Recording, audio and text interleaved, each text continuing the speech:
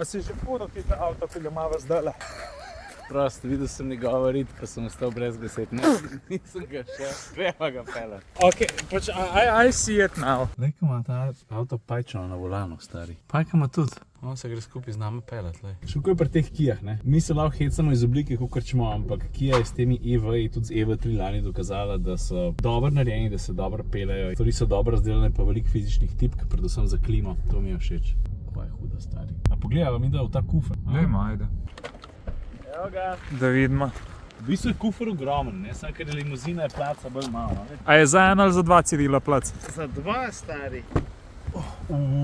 Kaj pa to, stari? EV4 tlele zadnji, to je komfort, kakor ga češ. A je vredno tega izgleda? Po eni strani je ta avto tako una meduza iz grške mitologije, ki se je pogledal, si je okamenel, ki je bila to grozna z onimi kačami. Po drugi strani pa ogromen kufer ima pa placa, kakor češ, za izvoz. Tako da, I guess so. A si ti opazil, da ima mega udobne sedeže? Malo drugače. Ta avto ima velikega potovalnega talenta, če mene vprašaš.